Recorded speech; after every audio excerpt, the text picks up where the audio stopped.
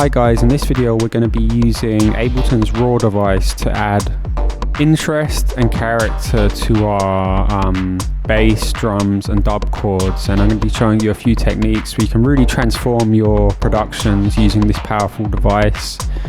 It's literally like night and day when you A and B them. So yeah, don't forget to join my Patreon for more dub techno focused content, Ableton live set, samples and more, exclusive content. So yeah, please go check that out. I'll link that right here and down in the comments, and let's get to this. And what I'm going to do is go ahead and grab an instance of Raw. Let's see what we can do to add a really nice character to this dub chord. But firstly, I want to actually put a delay on here, which is a typical thing for dub techno, dub chord processing. And let's take a listen to that.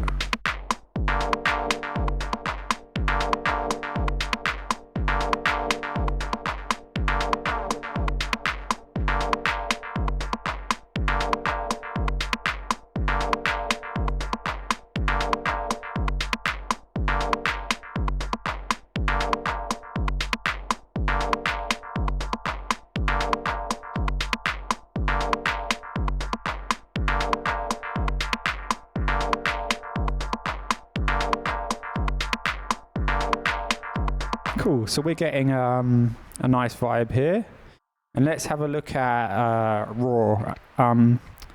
So I'm gonna straight away go to the multiband mode, okay? And let's have a look here.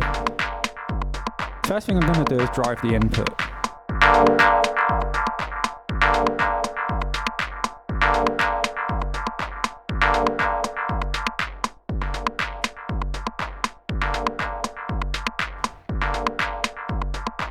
And let's focus in on the mid band by disabling the low and the highs.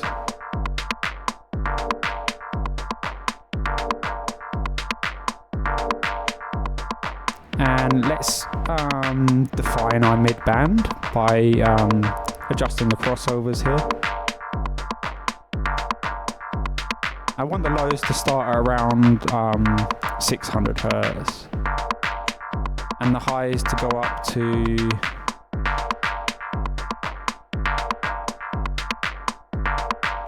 around 3K, and let's apply some distortion here.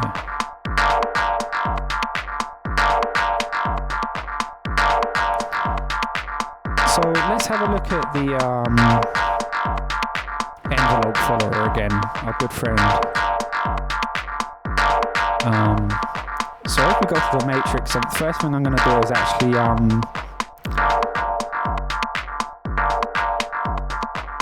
what I'm going to do is change this filter to a band pass, okay? In fact, no, a notch filter.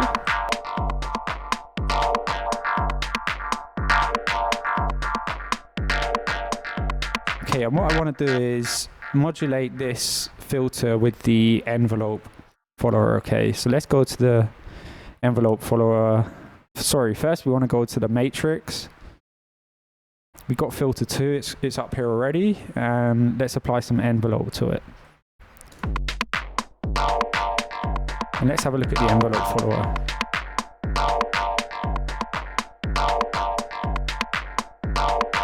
Now something which is really cool, what we could do, right, is use this frequency parameter. So what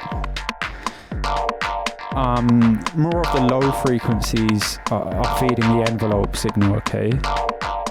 And with the delay, we could actually use this filter and just emphasize more of the high frequencies. So what the delay is not going to be triggering the envelope follower, just more of the dry signal is, okay? So let's play with the frequency parameter here.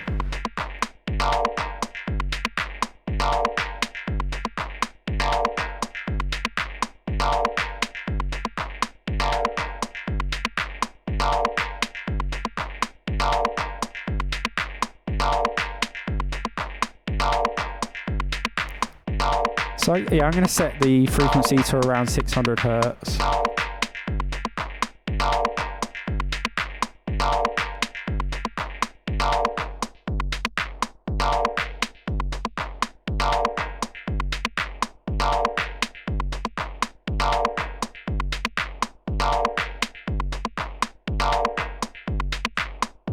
And let's have a look at the threshold here.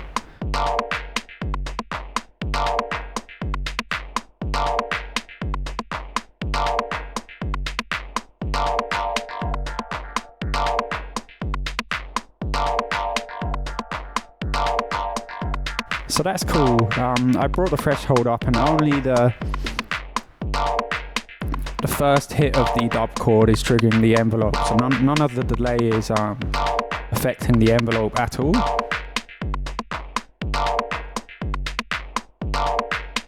So that's pretty cool. And let's go ahead and just define the release time here. So we could give it a really long release, and it takes a while for that notch filter to fall back down. Around 500 milliseconds is pretty cool for me. And I'm going to leave that at that for now. That's pretty cool. Let's play around with the distortion types. Let's try some diode clipper. And with the bias here,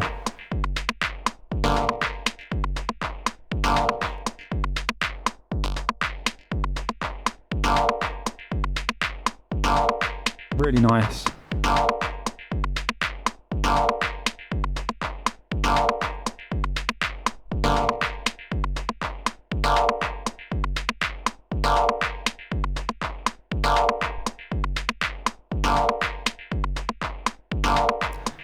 And the mid band is a little bit loud right now, so I'm just going to compensate for that by turning down the level here.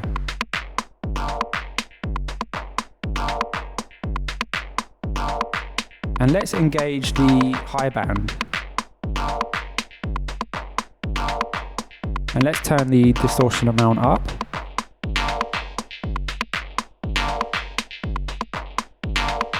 And let's play around with the distortion type.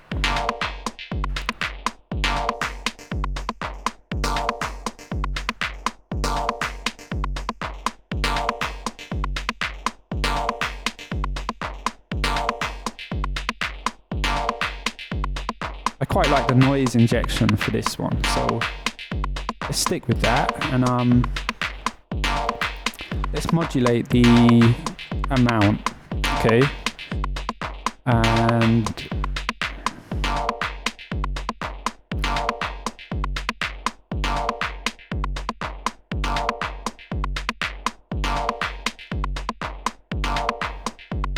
we could use the envelope follower again just to modulate the amount of the high band. So let's go back to the matrix, and it's already here, shape a free amount, and let's turn the envelope up.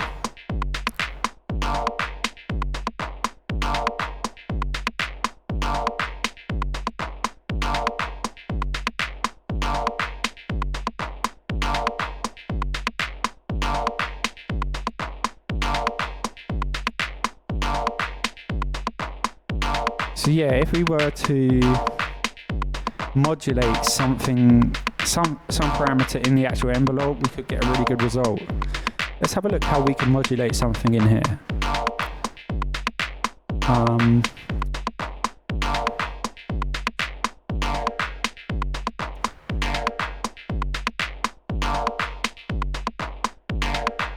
So yeah, immediately what I want to modulate is the release time parameter.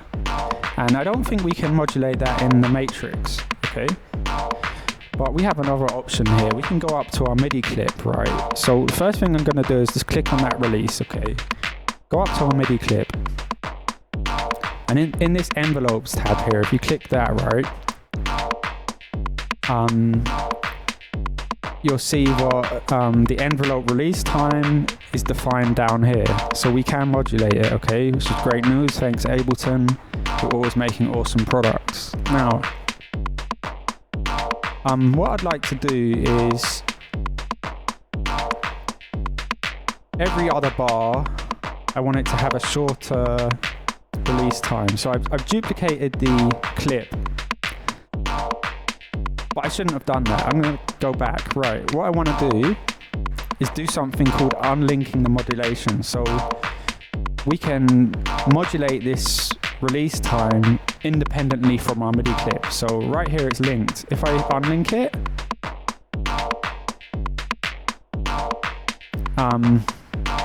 and then if I was to draw in some modulation here, say I'm going to bring it down to like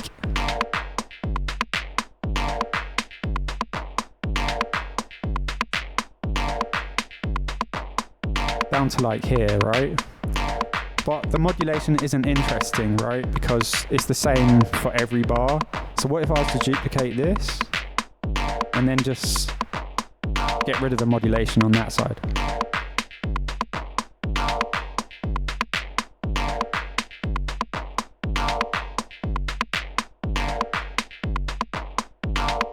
So now we have a subtle but interesting bit of modulation. And if we look at raw, we can see visually the release is long, the release is short.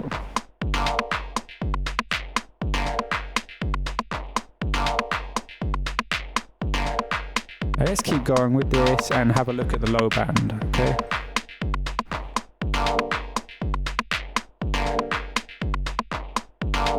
Now I'm actually going to leave the low band without any distortion processing, but I'm just going to set up the level here.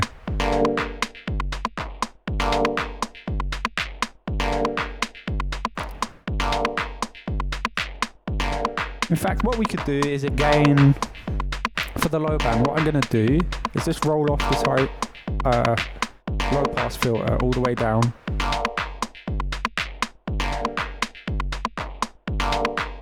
Let's turn the level up so we can hear what's going on.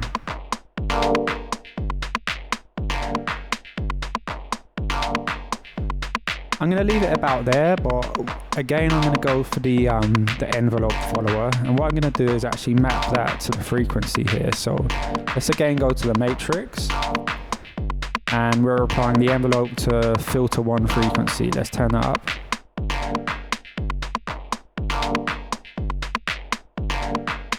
And it's kind of tightening up the low end because like if I was to turn this filter right down,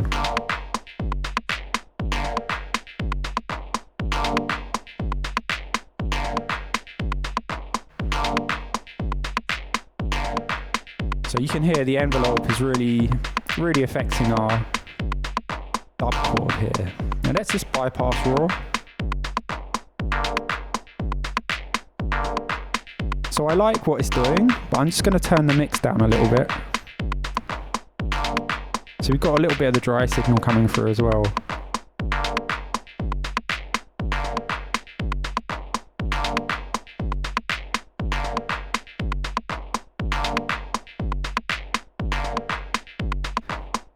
Now something else we could do to add even more movement using this raw device is to actually modulate the crossover parameters.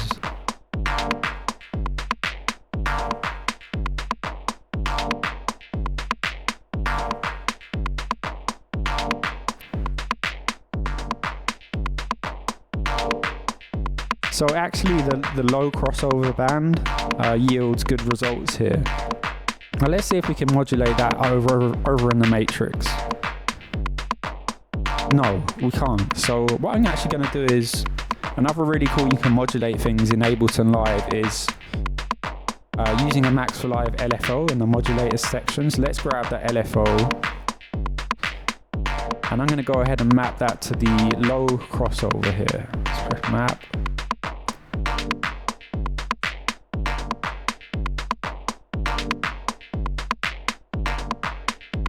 And what I'm going to do is sync the modulation, but set it to like 1.5 bars. So again, it's not following the clip, and we get something called polyrhythmic modulation, which is a great way to adding interest to your techno music. Okay, I'm just going to turn the amount down.